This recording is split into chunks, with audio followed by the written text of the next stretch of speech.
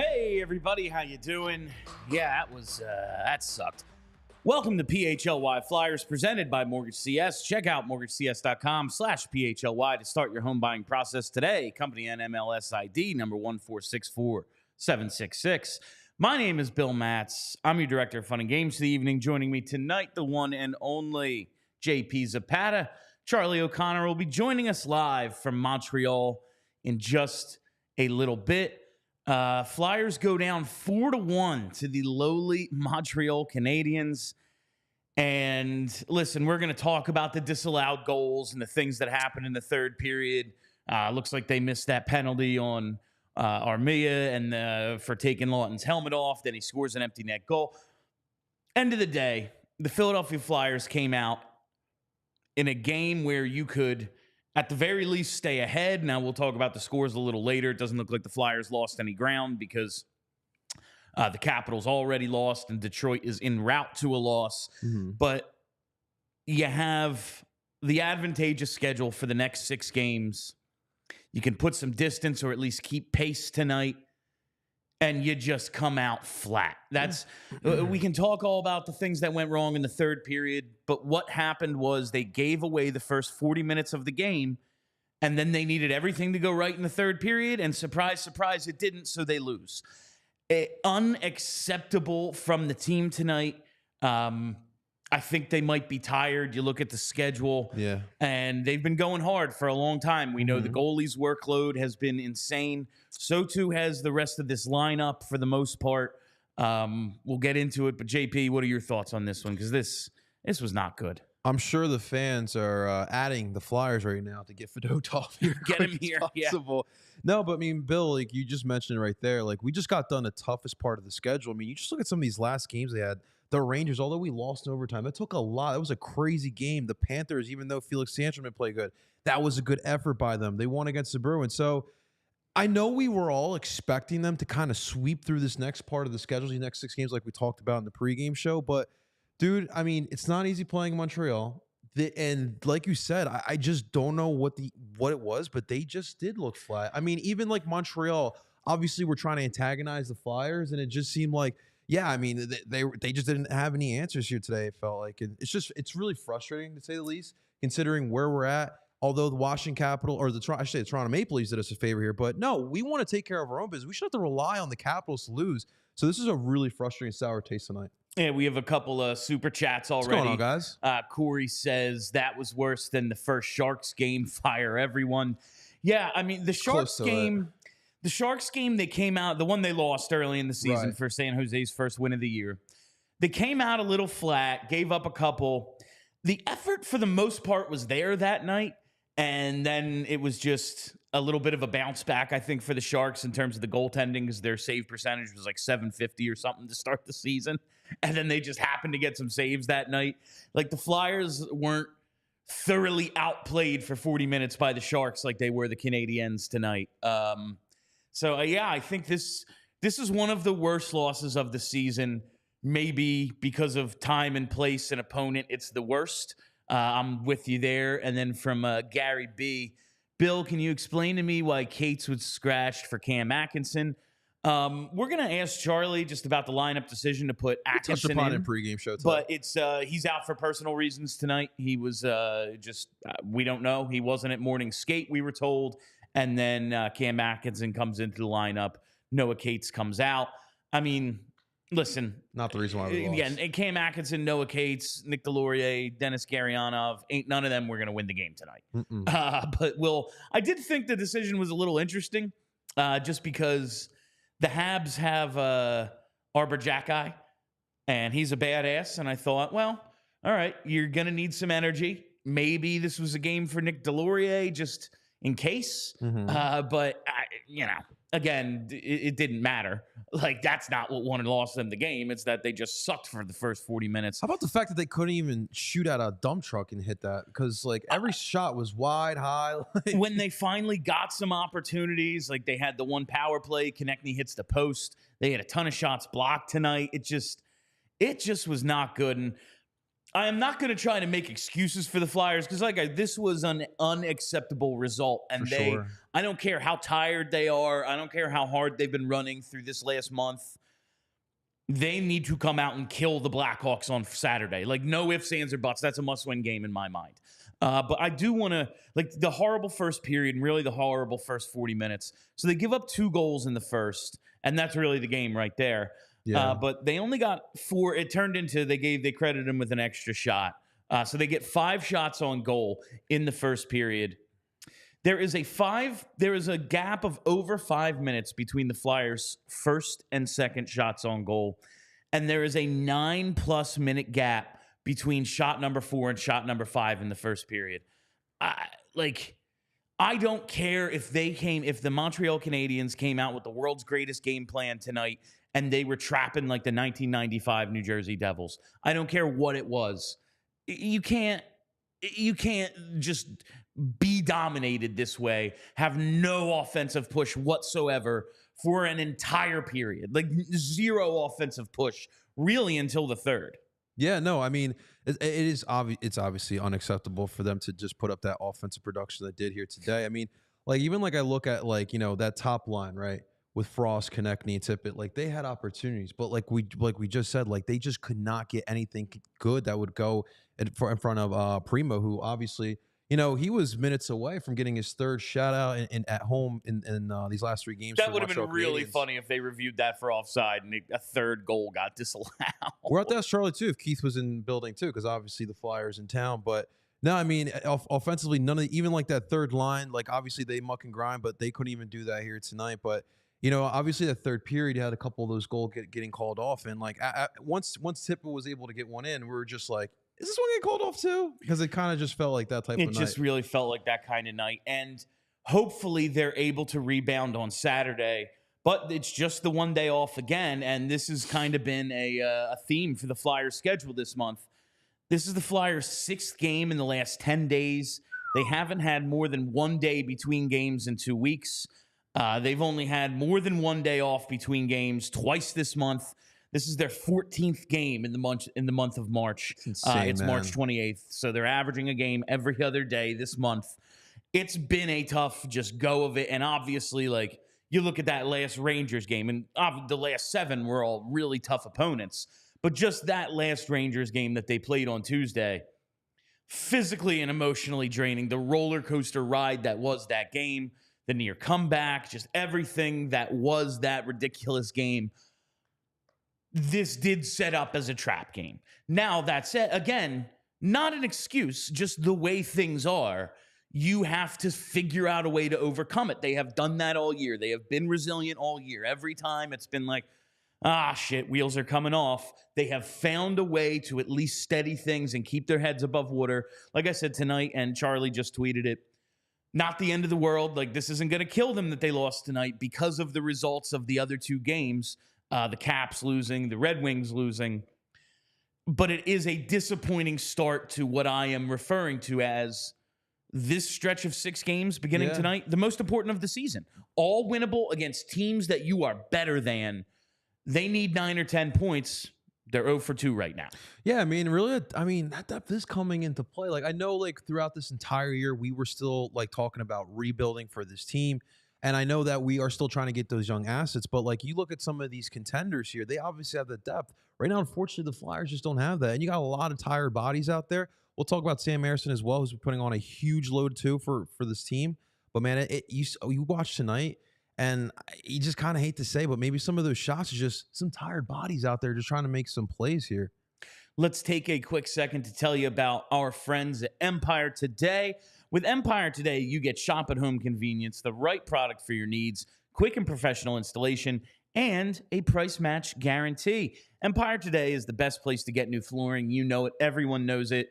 So, of course, Empire, they've got copycats. But the copycats can't beat Empire on quality, service, or speed. So what do? They advertise low-quality products that Empire Today simply won't carry. Empire Today won't promise the lowest prices because anyone who does that is putting flooring in your home that they wouldn't put in their own. The Empire philosophy is to help you find what you need, not overwhelm you with thousands of choices and substitutes. What they leave out of their selection is as important as what they put in. Empire's product team exhaustively combs through thousands of product samples each year to find the perfect styles. And the virtual floor designer is a great way to see how new floors will look in any space. It's easy. Just snap a picture and instantly see how new floors will look in your room. Schedule a free in-home estimate today. All listeners can receive a $350 off discount when they use promo code PHLY. Restrictions apply. See empiretoday.com/PHLY for details, and never forget 1-800-588-2300 Today. But seriously, go to empiretoday.com/PHLY and use promo code PHLY. So yeah, that horrible first period, horrible effort really throughout the game. They did come out in the third and show you a little something. There were signs of life. They played a lot more desperate. They pressured. They actually pressured Montreal on their breakouts, and that led to some opportunities. It led to the first disallowed goal. They make a play down low to cut off a breakout, get the puck in front. There's a big scrum, but eventually it's ruled. Garnet Hathaway kicked it in. That's a pain in the ass, but it sure did look like a kick to me. And then the offside, it's close. I think offside is a dumb rule, but it's a rule. It took like the fourth angle too for them to figure that offside out. It really almost looked like there wasn't going to be a conclusive shot of it, but they did get one clearly offside. This is just what happens. Yes, these rulings absolutely suck, as the missed call on Lawton's helmet. There's an interference play early in the game on Konechny on their power play goal that, maybe you'd like to see called. I just thought it was a well-executed pick. I know, that's interference, but shit happens out there. This is what happens when you sleep through 40 minutes. Yeah. You need everything to go your way, and then when it doesn't, you're like, if you just played in the first 40 minutes, you wouldn't be worried about any of that shit. Yeah, no, I mean, like, look, obviously refs, sometimes they're going to ref, right? Like sometimes they're going to miss those calls, but it's important for you to keep that composure and not allow it to affect your game. There were, obviously it's just like you don't want to see, TK yapping after, go back out there and go in for the next play there. Obviously those things are going to happen, but I mean, in general, like that effort, it wasn't there for, like you just mentioned, those first 40 minutes. That was just rough hockey to watch there. So, I mean, like, obviously going forward, these guys are going to have to put this behind them. We have these next 5-6 games where these are very winnable games. Like we've talked about, the schedule is not daunting. And I think I just saw in the comment section the Islanders lost as well. So that April 1st one, we'll see what kind of Islanders team we do see there. But now the effort has to bounce back here in Chicago on Saturday. It very much does. I want to talk about Sam Ersson a little bit. Ends up 13 saves on 50 shots, on 15 shots, excuse me, not 50. 15. 867 save percentage. Not exactly a great night for Ersson. I guess that's maybe one good takeaway is while the Flyers offensively looked like shit, they did just hold a team to 15 shots again. You need to win games when you only give up 15 shots. I thought Ersson could have been a little better tonight. His rebound control has probably been his biggest issue consistently throughout the season. He gives up a couple tonight that ultimately result in goals. I get that he's worn down. Yeah. He is not on top of his game. That's very, very obvious. When you hold a team to 15 shots, though, and lose, it's a little disheartening. It doesn't help that we just had this conversation about giving it and some really, time. it's like 13, right? Right. Oh, no. These are shots he saved, not total. Oh, gotcha. They end up with 17 shots, but 15 are on the goalie. So, yeah, it's the 15 shots Ersson faced. Like, you just need a better save percentage than 867. I don't care how few shots he faces. Yeah, no, absolutely. So obviously we just past couple days, a lot of people were having these comments about Ersson in the future, and we've been sitting here telling you guys, hey, just give it a little bit, give him some time. Rookie goalie, right? But yeah, no, this was another one of those performances where, look, 15 shots, right? 15 shots. You would expect that to be at least one, maybe two goals allowed there, but obviously, essentially he allowed 2 goals in because obviously the last 2 were empty netters. But in general, one thing I did notice about Sam Ersson tonight, a couple of the shots, he had a tough time of just grasping it. Like that second goal, if he would have just held on to that, we're probably not talking about 2-0 at that point. Now, I'm not going to kill Sam. This is not entirely on Sam because, look, the Flyers had their own opportunities. I mean, 30 shots on goal. You would expect them to score more than one goal here tonight. So Sam is going to need some more offense. Yes, but he also needs to be able to make some of those big saves. Those big-time goalies are able to do it. We don't know exactly what we have in Sam Harrison, but if he wants to be that guy, sometimes those guys have to make those big saves, Bill. Absolutely. And just, I don't want to put this all on Harrison. Right. Like, yeah, he needed to be better tonight. So many players needed to be better tonight. I thought Morgan Frost looked pretty good, and that's it. Like, I can't name a guy who I thought had a decent game. Travis Konechny had a few chances. You know, he converts the power play, one that hits the post. A couple of those passes that he dishes get handled a little better. Maybe we're talking about a different game for him, but I don't think it was one of his stronger games. He does pick up an assist. He's -2 with 4 shots on goal and 4 hits tonight. Well, surprisingly, had 3 shots tonight. Yeah, it's very, like, I didn't even hear him. Like, that's a thing. Like, I didn't even hear him like a shot on goal, but he's got 3 shots. Like Paling, I noticed Paling too tonight. He had a couple opportunities, a couple of deflections, but he did. Yeah, he looked like maybe he's getting a little more comfortable. We talked last show or last post game about Paling potentially turning into a net front presence on the power play, and he made an interesting power move tonight, a JVR-esque power move, maybe bringing the puck around and trying to jam it in on the short side on Primo, and he made the save there. But I'm kind of liking. I kind of like this with Paling right now. What they're using him on the power play, maybe try to find a little something extra for this group. Coming into tonight, they had scored in 3 straight. Really could have used them tonight, though. What did they end up? 0 for 3, 0 for 4 on the power play. Like, granted, it's never going to be one of this team's strengths. I know. We're at game 74 now. Like, it's not suddenly going to start working. But it was just one of those, all right, we need something to get us going. A power play can be that. They had some chances, but ultimately you have to convert. I mean, even Bush mentioned it in the broadcast today, like, you know, in this type of situations, like, just throw shots. Like, just throw shots. You never know what will happen. Get those dirty type of goals in front of the net there. But it's just like this power play is very frustrating to watch on a night-to-night basis. We're not dumb. We all know that the talent level is not where it needs to be. But like at some point, like, just give yourself a shot. That's all we're asking for. Give yourself that shot there.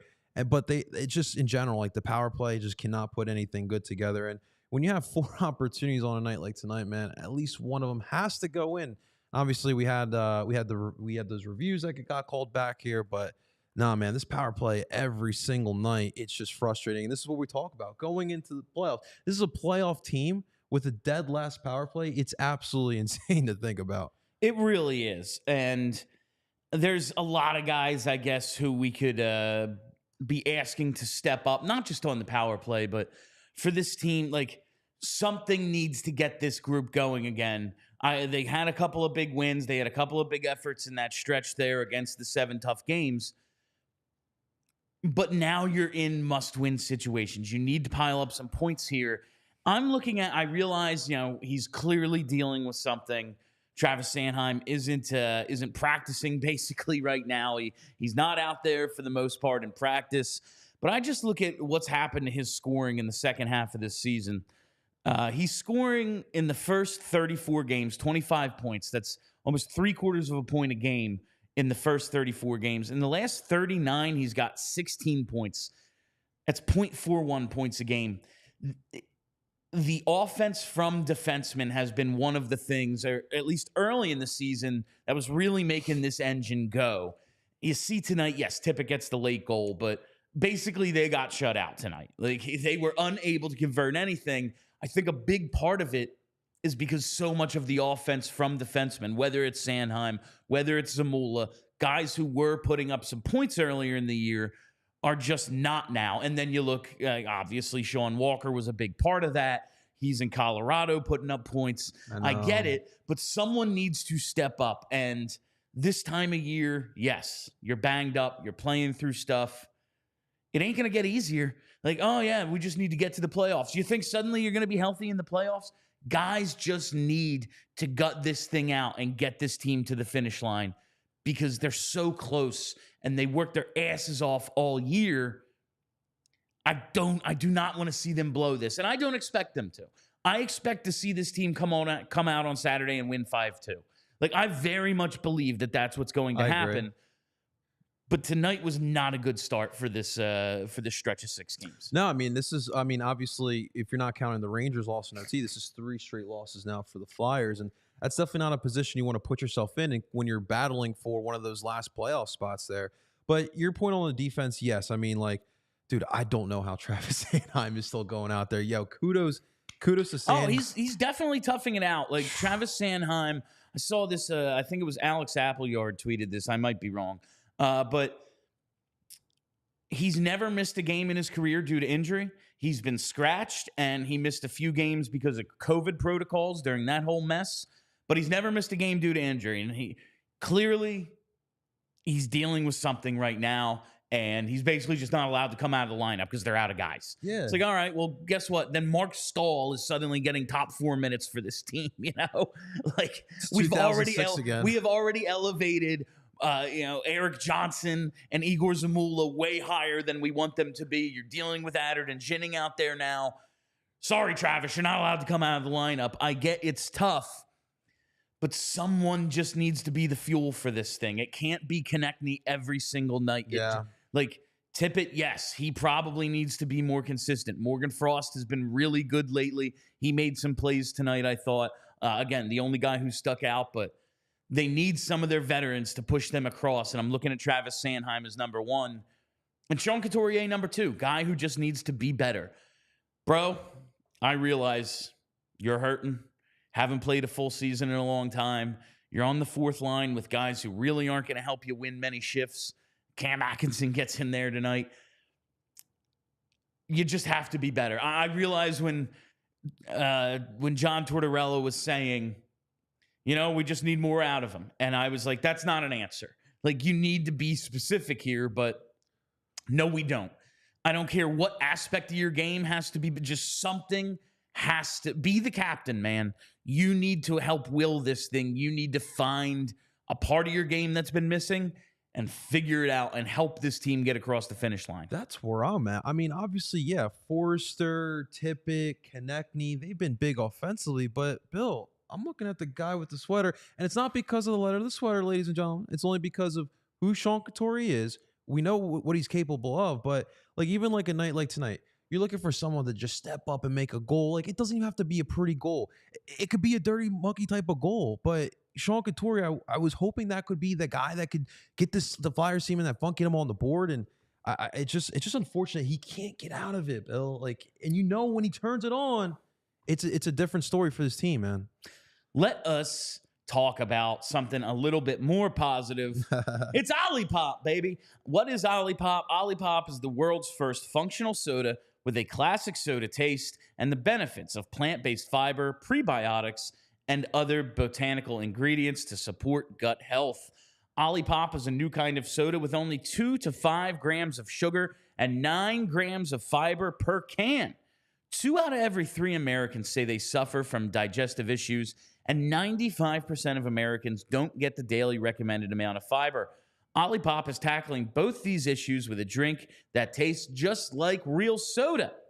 Prebiotic fiber is the food source for the beneficial probiotic bacteria in your gut, and Olipop has 9 grams of prebiotic fiber in every can that can help support your digestive health. And when you've got a gut like mine, you've got to keep it healthy. That's why I've been loving Olipop.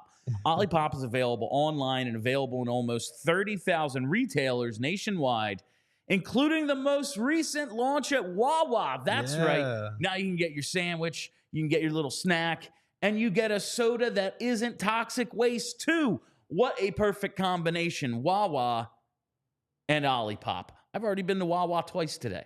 I'm probably going to stop on my way home. Who's to say? Now you can get everything you need in one place. And the 2 flavors debuting at Wawa, it's classic root beer and strawberry vanilla. I've told you before, I'm more of a traditionalist when it comes to soda. I like cola, I like lemon limes, ginger ale guy. I was amazed at how much I dug the strawberry vanilla. Typically not my thing. Really like the strawberry vanilla Olipop. My wife, she's a root beer drinker. If you've seen Slapshot, you know me. None of that stinking root beer. But even Olipop can make root beer good. And my wife, big root beer fan, she's like, "Where we need to get more of this." Like, honey, we live next to a Wawa. You can just go get it there. And you can get it online as well. And you can use code PHLY20 for 20% off your next order of Olipop. Discount only applies to one-time orders, not to subscriptions. Olipop soda is sold on drinkolipop.com as well as at Amazon. Like I said, it's in almost 30,000 retailers, including Wawa, Target, Sprouts, Wegmans, ShopRite, and GoPuff. But if you want that 20% off, go to drinkolipop.com and use code PHLY20. Olipop, drink it. You got to use the Cuz root beer float hack. It's the Olipop root beer. There's some vanilla ice cream in that. See, I could get down with that. Yeah, that right. is, see, You're welcome, guys. look at this. We have the co-star of the Anthony Gargano show, and he's already dropping knowledge on us from the Cuz. That's absolutely tremendous. Yeah, do we have the updated standings yet? I want to check out. I believe they should be up by Should be now. final now. Yeah, we have them up. Yeah, it looks as if it's not looking too bad for the Flyers at this moment because of the results from the games earlier today or during the Flyers game. Washington loses, Detroit loses. So you stay ahead of both of them. You maintain this third spot in the Metro. But like I said before the ad read, I expect them to come out on Saturday and look like a different team than we saw tonight. I wonder how much they have in their tank, though, when you look at the way the schedule has fallen. Like this is going to continue, this game every other day stuff through the weekend and into Monday. They play Saturday, they play Monday, and then they finally have more than one day off between games. They'll have 3 days off before back-to-backs next weekend, and then 2 days off after those. Those are critical. Those recovery days are huge. Also, I really don't want to go into that. Like, okay, we're 0-3. Now we just need to win the next 3. Like, no, that's unacceptable. They have to figure something else out before they get these chances to rest. Oh my God, this is going to be an interesting stretch here going forward here for the Flyers, man. But I mean, that blue line right now is really what I'm worried about. And as we'll talk to Charlie soon, man, hopefully Sealer coming too, maybe rest out. You have to hope. And now let us bring on Philadelphia's #1 hockey beat reporter. It is Charlie O'Connor coming to us live from Montreal, Quebec, Canada. Charlie, what were your impressions of the game tonight? I can't imagine they're good. Yeah, this just wasn't the Flyers' best game. I do think that it was sort of a tale of two halves. I thought the first half, I actually thought defensively the Flyers played pretty well. There were some lapses. There was one play, I don't think they didn't even score on it, Montreal did, but there was one play during 4-on-4 play, I think it was early in the second, where the entire defense just backed in and just gave the entire center of the ice. Like, it wasn't perfect, but on the whole, defensively, I thought the Flyers played pretty well. They only give up 17 shots on goal, so for the third time in 4 games, they've given up 20 or fewer shots on goal, so pretty good. It was just the first half of the game, they could generate nothing. Offensively, they were non-existent. Then, the final few minutes of the second period, they start getting some chances. Primo makes some saves, they missed the net on a few quality chances. And then the third period, I thought they were pretty much all over the Habs. They were the better team by a lot. They obviously get 2 goals past them that both get disallowed, but basically it was just a night where they almost waited too long to get going. Like, if they would have had that kind of pressure for 60 minutes rather than 20, they probably do ultimately break the door down. You know, even if the bounces aren't going their way, they probably get a few goals because there's only so long that you can keep putting that pressure up before finally the goalie wilts. Well, they did it for about 23, 24 minutes. That just wasn't enough time to start getting bounces. They obviously get the 1 goal late after the outcome was really no longer in doubt. But I think generally speaking, the players, while they were obviously disappointed about the outcome, they didn't think they played awful. It was just it took them too long to get to the offensive side of their game. And then they also just kind of didn't get any breaks. Like, you have those 2 disallowed goals. I think they were both correctly called, ultimately disallowed. But, we're talking about like 2 inches on that offsides play. But in an alternate universe where, Forcer stretches his leg back just a little bit further, suddenly it's an entirely new game. So one of those games where the Flyers could have certainly played better, especially in the first half of the game, but also there's an element where it kind of just wasn't their night, and that happens.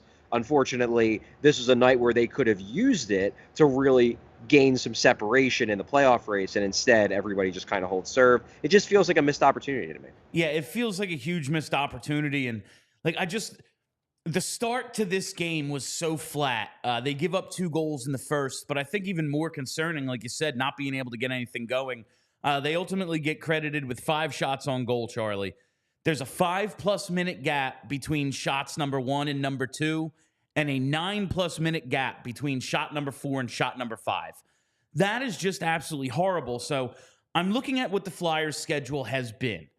This is their 14th month on the 28th, their 14th game on the 28th day of the month. They've only had 14th month. yeah.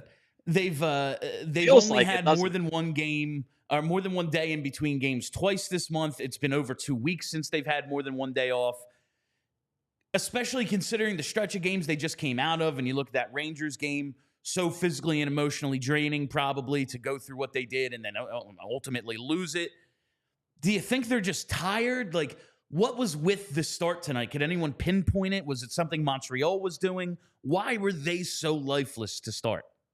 So it's an interesting point, and I thought it was notable that, we talked to John Tortorella after the game, and he said, kind of unprompted, that he felt like the Flyers maybe didn't have their legs in this one. He basically said he didn't really think Montreal had their legs either. Montreal was coming back from a West Coast swing. They played Colorado on Tuesday, I believe, and won that game.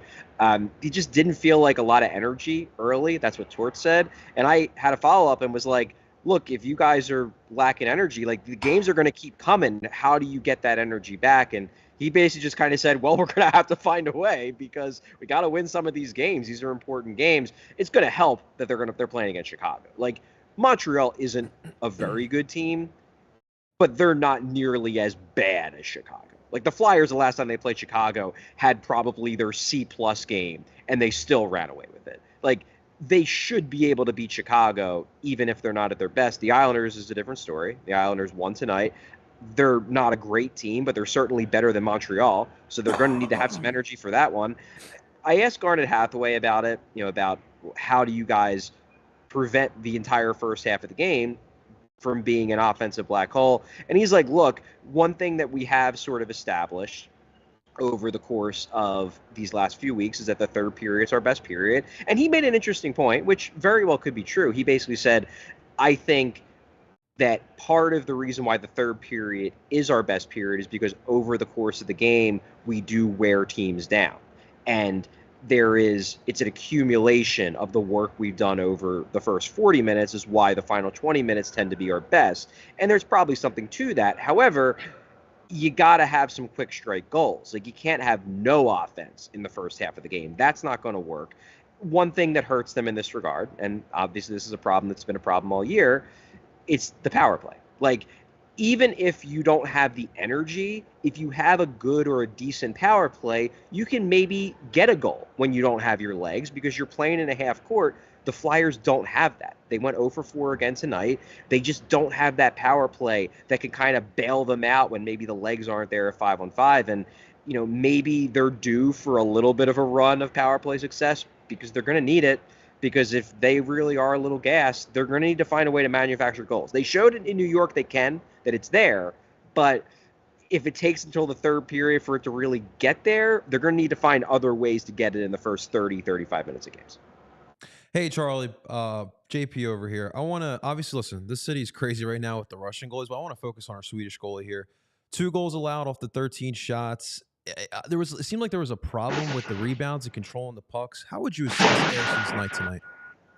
I think he was okay. I don't think he was great, but I think he was okay. Obviously, they get they get 2 empty net goals. So I think I'm looking at his numbers. What was it? He had 13 of 15. Okay, 13 of 15. I thought the first goal, I'm not going to blame on him at all. Like, that's a slam dunk, off to the side on a power play. I'm never going to blame a goalie on that one.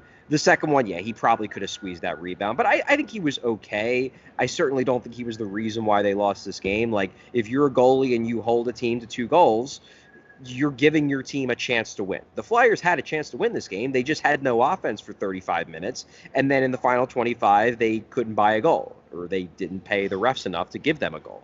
But I don't think that this was a terrible game by Ersson by any stretch of the imagination. Do I think he was at his sharpest? No, I don't. But I don't think he was awful. He kept the Flyers in the game. The Flyers just did not take advantage of the fact that the goalie kept them in the game. Charlie, this is, I mean, on the list of reasons they didn't win tonight, Cam Atkinson dressing is not, like, for Noah Cates isn't on the list. But it's just something, it was a decision I found a little bit interesting. We talked the other day, one of the mailbag questions about Atkinson potentially getting back into the lineup at some point, and it took, like we said, someone else coming out, not him, like, working his way back in. I just thought maybe it was a little interesting to go with Atkinson,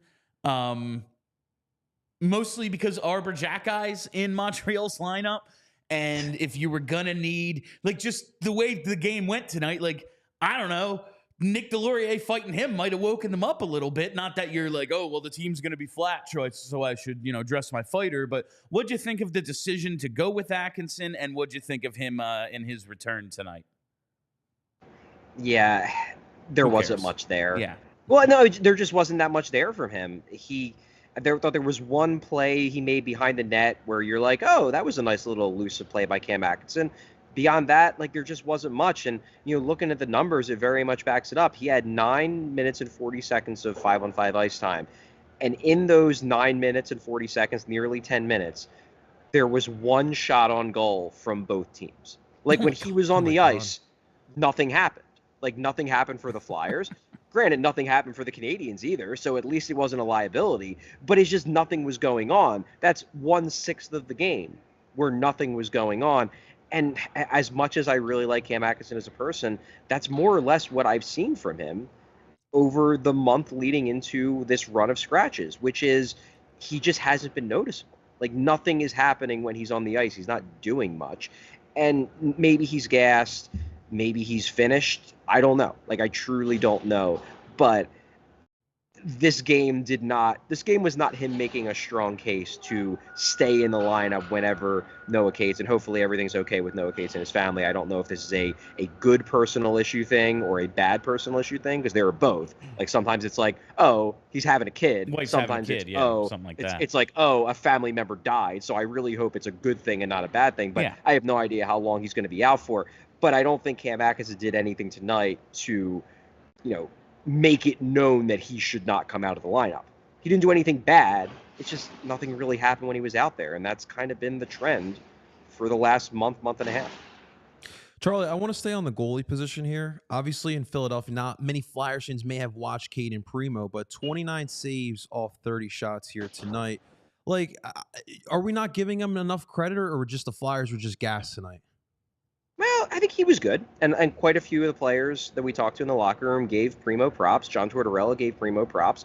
I thought in the third period he was very good. Now, granted, he did allow 2 goals. Now, neither of them counted, but he did let 2 goals. Well, he allowed 3, actually, because he allowed the one that really did count from Tippett. So he allows 3 goals. 2 of them don't count. So it's not like he was perfect, but he made some big saves. Konechny rips one off the post on a power play. Like, I think he was both good and fortunate. And honestly, like the life of a goalie. Sometimes you are good and unfortunate. He was good and fortunate tonight and gets the win.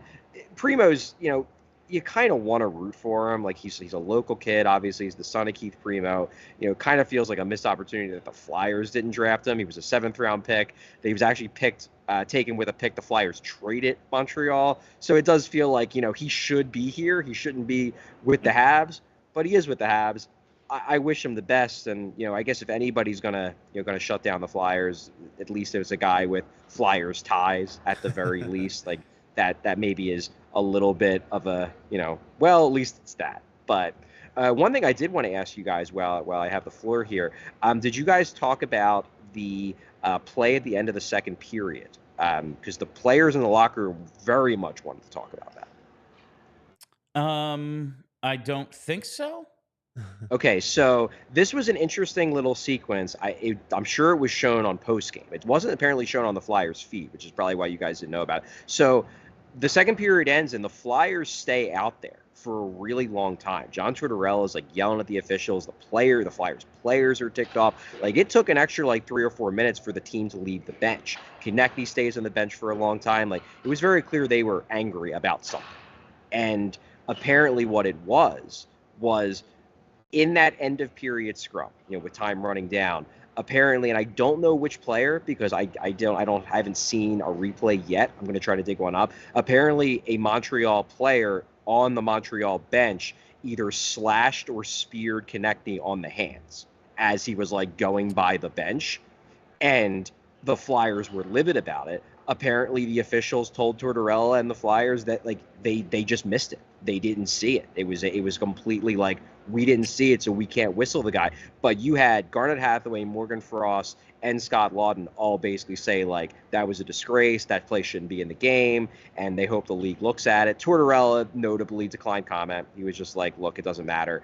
But the players were pissed. I mean, this seemed like one where everybody on the Flyers bench felt like it was beyond the pale play. So I was curious if you guys had talked about it. Yeah, I did see some talk on Twitter about something that wasn't shown on the Flyers feed, but I didn't see what it was, so that's what it was. It's crazy, Charlie. The refs miss that. They miss Armia popping off Lawton's helmet. It's almost like Montreal typical, huh? Montreal typical. Yeah, two typical goals Montreal. disallowed. They caught those somehow. They caught the offside. They caught the kick, but yeah, just Montreal typical. Chuck, something that's a little bit typical Flyers. Maybe we run with this narrative a little too hard because it's like gambling. You remember your losses, and when things do get, it's like, oh, of course it went that way, But Yeah. this season alone, couple of losses to Pittsburgh, one of them huge. In a game that no one even remembers because it was Gauthier day. Oh, the Gauthier game, yeah. Couple of losses to Ottawa, the infamous San Jose loss. They lost to Anaheim, lost to Columbus. Now Montreal. Is it a thing that they play down to their competition? Like we've seen them get up for big games and go toe to toe and even beat some of the league's best teams. We come into this one saying, hey, if they play the way they did against the Rangers, they're going to roll, and they just have nothing. Is this like an issue for them? Maybe.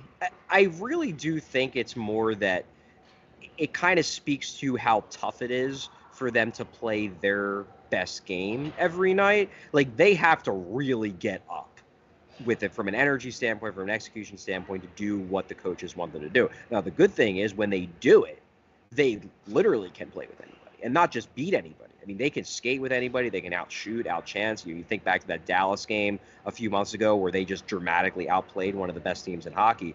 But if they don't have it, they can also lose to anybody. Look at the San Jose game early in the year. Team hadn't won a game. They beat the Flyers.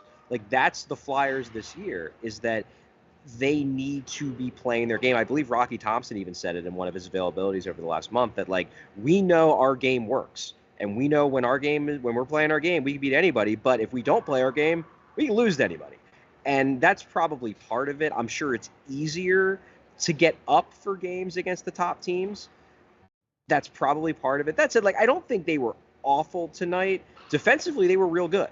Offensively, they were bad for half of the game, and they were good for the second half of the game. They just couldn't really break through until the very end. So I don't think they were horrible.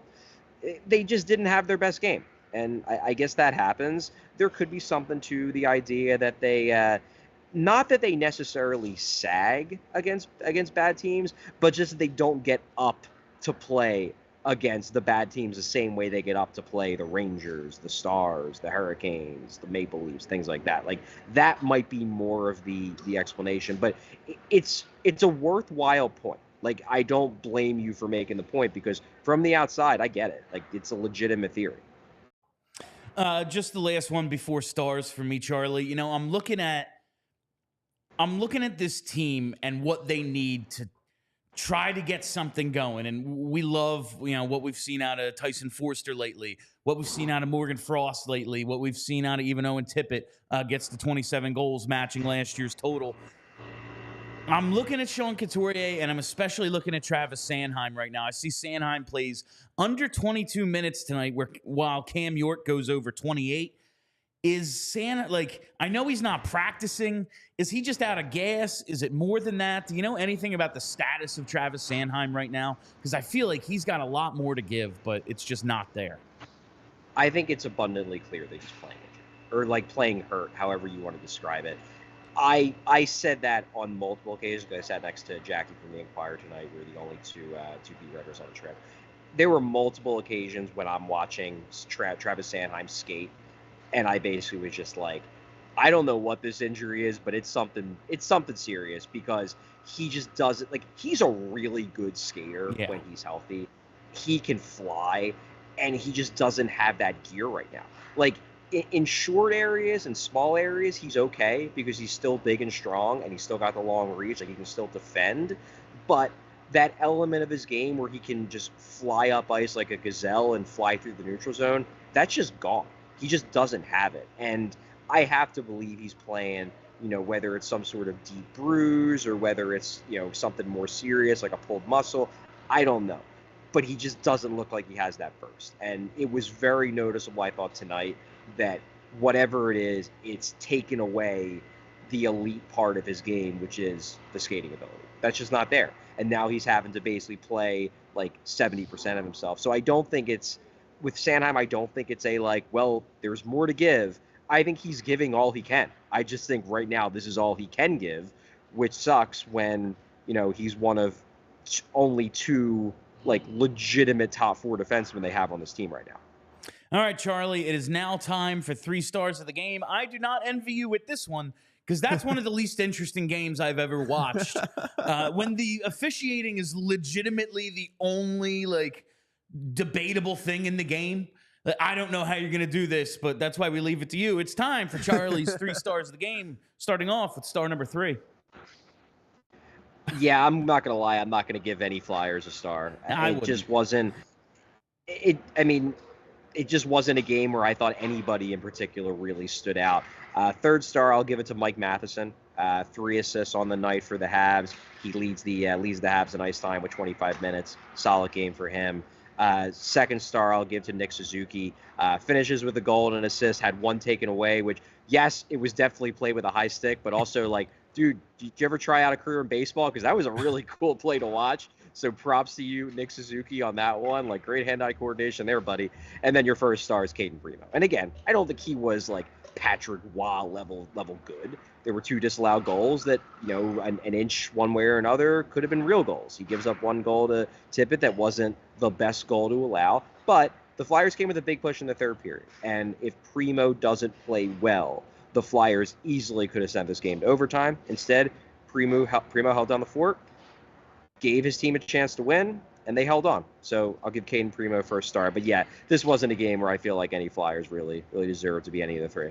Honestly, no one deserved a star. Maybe Caden Primo, but yeah, whatever. You know who deserves stars? We do, for watching the game. It was tonight. Guess listen, who's the I very star? much It's expect you. them. I very much expect them to come out on Saturday and look like a different team, because that's what they've done this year. They've answered every time we've said, "Ooh, it looks like it," but goddamn, this felt like a last year game. Just watching this was a slog. Yeah. All right, Chuck, we will talk to you for Saturday's post game. Enjoy Montreal while you're still there, and then it's Connor Bedard time. Hey, that'll be fun to watch. See you guys. Have a good night. Take it easy. Thanks, That Charlie. is Philadelphia's #1 beat reporter, Charlie O'Connor. And like I just said, Connor Bedard is coming to town. That's right. The Blackhawks on Saturday. This is, one, it's a must-win game. 2, it's one of the league's, young up-and-coming stars, the odds-on favorite to win the Calder Trophy. If you want to go to the game on Saturday, the best way to do it, it's with Game Time, baby. I know. Game Time is now an authorized ticket marketplace of Major League Baseball as well, which makes getting tickets even faster and easier. Prices on the Game Time app actually go down the closer it gets to first pitch, and Game Time is the place for last-minute tickets. So we're looking ahead to Saturday. Let us not forget, opening day at the bank tomorrow. Maybe you couldn't go today, and all of a sudden, Friday opened up for me. Why not check out Game Time? Because Game Time has killer deals on last-minute tickets. They've got the all-in pricing. They've got views from your seats. And they have the lowest price guarantee. Game Time takes the guesswork out of buying Major League Baseball tickets.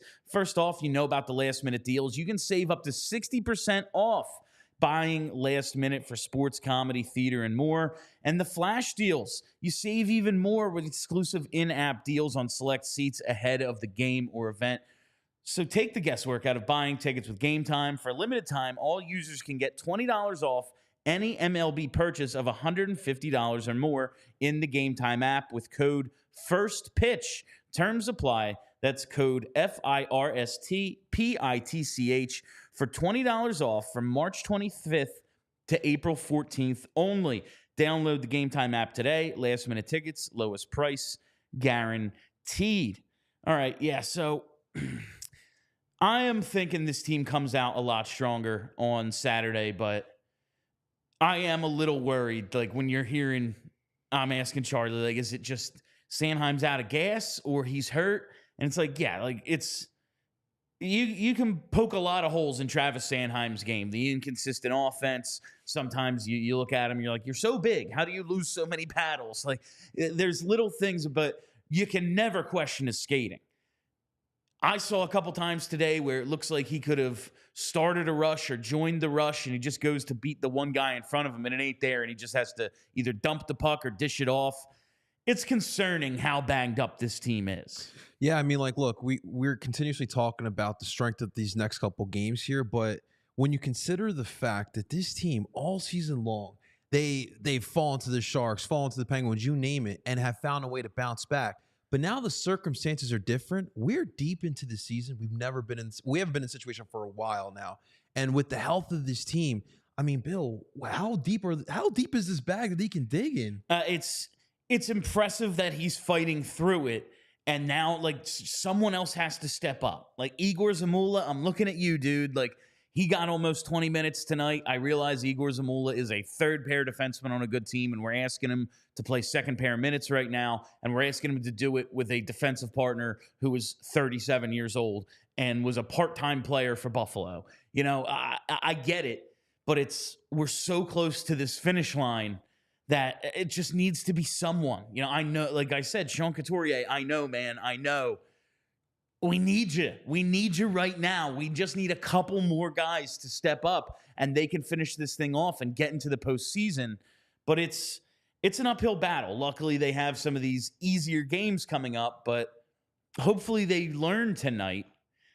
Can't take these games for granted. No, you absolutely cannot. And like, you know, you heard Charlie talk about, by the way, can we applaud Torts for talking to the media today? That's the story that came out, I guess, from this morning. I saw Charlie tweet it, was after Carolina and New York, Torts had family at the games. So he met with them, and that's why he didn't address the media, and it won't be a thing going forward. Okay. Whatever. Sure. Fine. That's fine. I see we have a super chat from Booby Styles. Charlie come to Brutapia. I'm gonna guess that's some sort of bar in Montreal. All right. Maybe it's I hope Charlie gets into one of them Montreal strip clubs. I've heard great things, and I hope he's taking full advantage before he comes back home. I assume tomorrow, probably. I can't imagine he's flying home tonight. But that's pretty much it for us tonight. Of course, this show and every show we do, it is presented by our presenting sponsor, and presented by our presenting sponsor, obviously, our friends at Mortgage CS. Listen, the spring purchase market, it's here, it's heating up. Many clients, especially first-time home buyers, are reaching out because they want to be ready when the rates drop. This is what everyone is doing, though. That means there's going to be limited inventory and strong demand, so competition will remain extremely fierce for the rest of the year. So you need to get in touch with Mortgage CS to prepare and ensure you will be able to stand out and make the strongest offers possible. Whether you're a first-time home buyer or you're looking to refinance, or you just want to know what you have to do to qualify for a mortgage when the time is right for you, Mortgage CS should be a consideration no matter your situation, Because Mortgage CS is made up of honest, good people, and they always work hard not to let their clients down. But don't take it from me. Check out their reviews on Google. Spoiler, they average 5 stars. This one's from just a couple of days ago from a user on Google named Corey. He quotes his realtor to start this one. He says, "Corey, your mortgage team is iconic. I've never seen a team so responsive, professional, and effective in all my years as a realtor. This was my realtor on closing day. Even those words don't do Mortgage CS justice. I closed on my home in a record-breaking competitive housing market, and they 100% made it happen.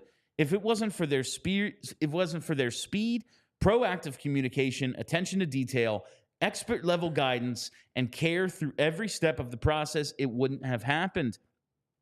The platform and tools were easy to follow. They were there for us for every step of the way and gave us the confidence and support we needed to get this done fast.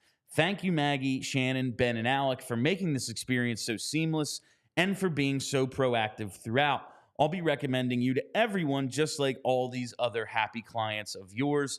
That's just one of over 365-star reviews on Google. I've been telling you how great Mortgage CS is all season, but find out for yourself. Throw them a quick Google. I bet you're impressed with all of their reviews. And when you hear the word mortgage, think of Mortgage CS. Think of Ben and Alec. Save Ben's telephone number, 267-391-7425, or email Ben at mortgagecs.com. Call or text anytime, day or night. And if you're not in the housing market, shoot him a text. Ask, you think they pulled this off? Flyers finish the story, get to the playoffs? I bet you he gets back to you pretty quick. So check out mortgagecs.com/PHLY to get started today. This advertisement is not a commitment to lend or extend credit. Mortgage CS is an equal housing opportunity mortgage broker. All loans are subject to credit approval. Certain restrictions may apply. Company and MLS ID number 1464766. Visit mortgagecs.com for more information. I think that about does it for tonight, JP. I'm just hoping to see something a little bit better on Saturday.